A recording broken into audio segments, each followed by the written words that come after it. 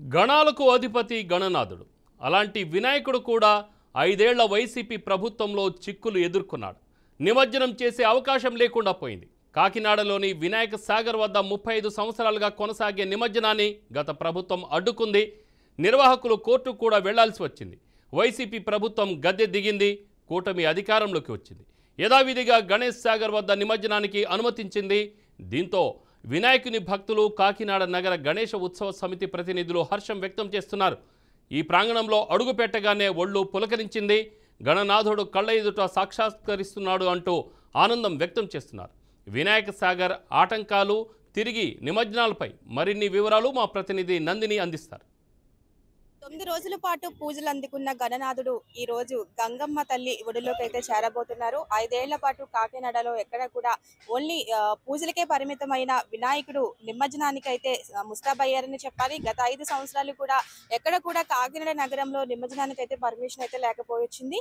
అయితే దీనికి సంబంధించి ఇప్పుడు కూటమి ప్రభుత్వం అధికారంలోకి వచ్చిన తర్వాత ఆది దేవుడు మనము ఏ పూజ చేసుకున్నా ముందు చిన్న పసుపు వినాయకుని తయారు చేసి ఆయన పూజలు అందిన తర్వాతే మిగతా కార్యక్రమాలను అంతా కూడా ఒక సెంటిమెంట్ గా చేస్తున్న పరిస్థితి అయితే హిందువుల్లో ఉంది. అయితే అటువంటి దేవుణ్ణి ఈసారి ఈ ఉత్సవాలు ఘనంగా నిర్వహించేందుకైతే ఉత్సవ కమిటీ కూడా అన్ని ఏర్పాట్లు చేసింది.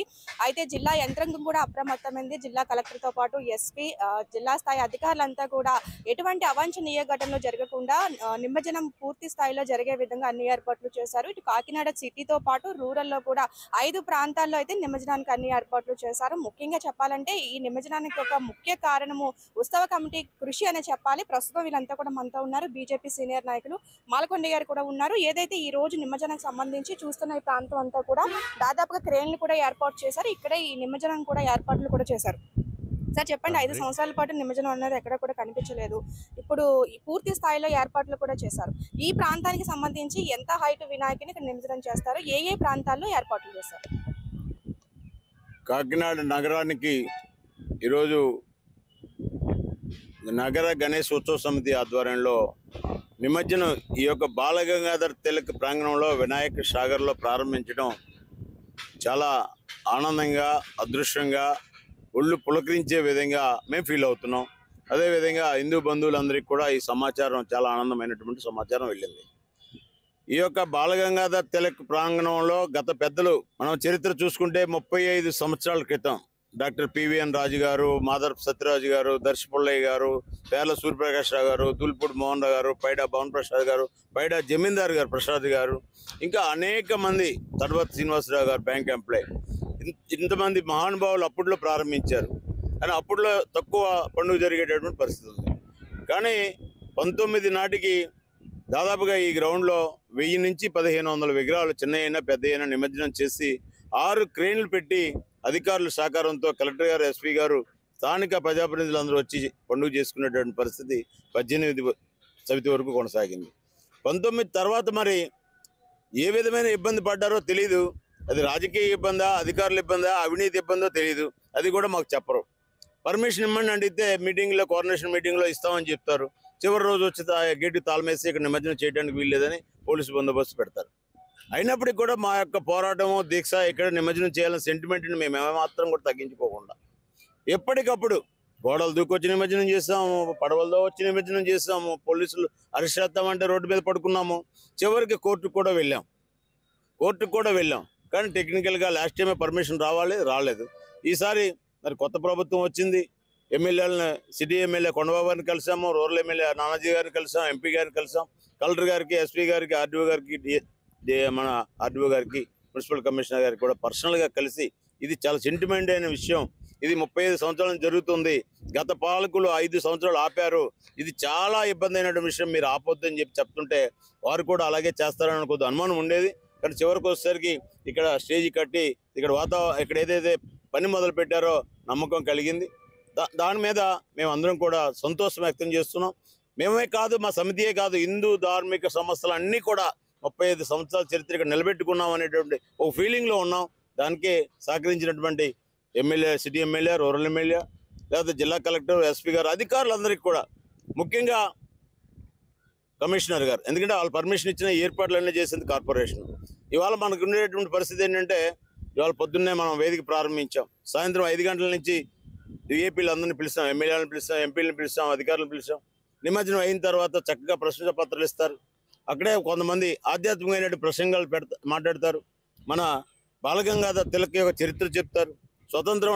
స్వతంత్ర పోరాటానికి వినాయక పందిర్లు ఏ విధంగా సహకరించాయి, స్వతంత్రం రావడానికి కారణమనే విషయం కూడా గుర్తు చేసుకుంటాం.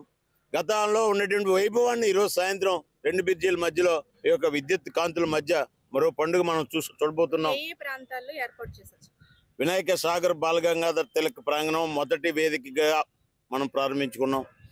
మేము ప్రభుత్వానికి చెప్పినప్పటికి కూడా బ్రహ్మంగారి మఠం దగ్గర సెంటిమెంట్గా చేయొద్దని చెప్పి, అంటే ప్రభుత్వం చేస్తుంటే మేము అడ్డుకునే పరిస్థితి అంటే లేదు కాబట్టి మేము చెప్పాం. అది పిండాలు పెట్టే రేవు వంట దగ్గర పెట్టొద్దని చెప్పాం, అవతల జట్టీల దగ్గర పెట్టమని చెప్పాం. కానీ ప్రభుత్వం వాళ్ళు ఇప్పటికి కూడా ఇన్ని పర్మిషన్లు ఇచ్చినప్పటికి కూడా ఒక చిన్న ఆలోచన ఎక్కడ మిస్ అవుతున్నారు. హిందువుల ఐక్యతని పెంచాలనే ఆలోచన కంటే కూడా ల్యాండ్ ఆర్డర్ ప్రాబ్లం రాకూడదు, రోడ్డు మీద ఎవరు ఆగకూడదు, వచ్చిన బొమ్మను వచ్చినట్టు కలిపేయాలి, 10 ప్లేసుల్లో కలిపేయాలి అనేటటువంటి వారు ఆలోచన ఏంటంటే ఎక్కడ కూడా ఒక నిమిషం లేట్ అవ్వకుండా రోడ్డు మీద జనం కనపడకుండా ఉండాలనేది వాళ్ళ ఆలోచన అయి ఉంటుంది. కానీ మేమేమంటున్నాం అంటే హిందువులు ఐక్యత, సమాజం ఐక్యత, మన ఐక్యతతో సాధించుకునే చాలా ఉంటాయి. 80% హిందువులు ఉంటే 80% చేస్తున్న ఈ పండుగలు ఉంటే ఇవాళ పరిస్థితి ఏంటంటే 80%కి ఆల్టర్నేటివ్గా ఉండి హిందూ సమాజాన్ని అవమానపరుస్తున్న వాళ్ళు చాలా ఈజీగా కొన్ని పనులు చేయించుకుంటున్నారు.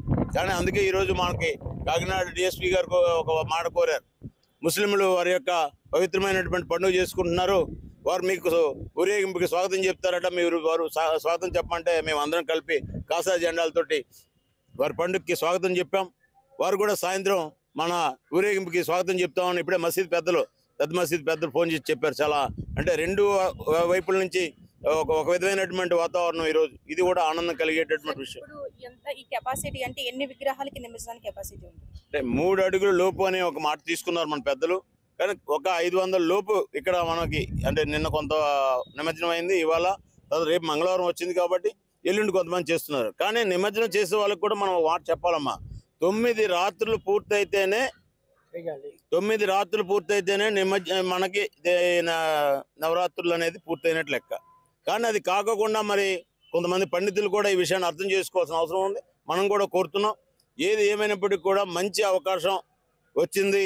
ఈ అవకాశంతో మరొక రానున్న రోజుల్లో గతంలో చూసిన దానికంటే మంచి వాతావరణం తెచ్చుకోవడానికి అందరినీ కూడా రిక్వెస్ట్ చేస్తాం, అధికారులను రిక్వెస్ట్ చేస్తాం, ప్రజాప్రతినిధులను రిక్వెస్ట్ చేస్తాం, హిందూ సమస్యలను కలుపుకుపోతాం, హిందువుల ఐక్యత కోసం పనిచేస్తాం. సార్ చెప్పండి, ఇప్పటికే ప్రజల్లో చాలా వరకు అవగాహన కలిగింది. ఏదంటే ప్లాస్టర్ ఆఫ్ ప్యారిస్ విగ్రహాన్ని వద్దు, దానివల్ల మానవుడు మనుగడతో పాటు ప్రాణజీవులు కూడా హాని కలుగుతుంది రసాయన వల్ల. మట్టి విగ్రహాన్ని పూజించాలన్నది కూడా చాలా వరకు కూడా ప్రజలు కూడా అవగాహన కలిగించుకున్నారు. ఇక్కడికి వచ్చే అన్ని కూడా ఎక్కువగా మట్టి విగ్రహాలే ఉంటాయనుకుంటున్నారా?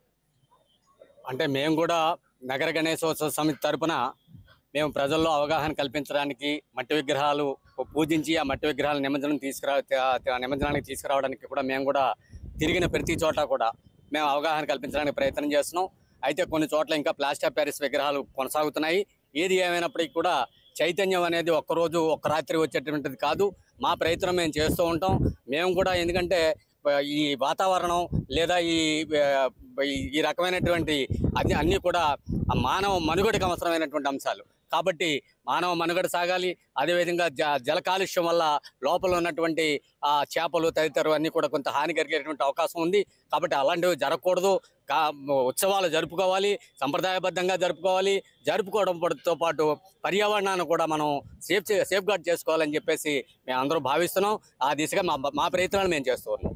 ఎలా అనిపిస్తుంది సార్, 5 సంవత్సరాల పాటు నిమజ్జనానికి దూరమైన వినాయకుడు ఈ రోజు ఇంత భారీ స్థాయి ఏర్పాట్లు చేశారు, అధికారులు కూడా మీకు పర్మిషన్ ఇచ్చారు, ఎలా అనిపిస్తుంది?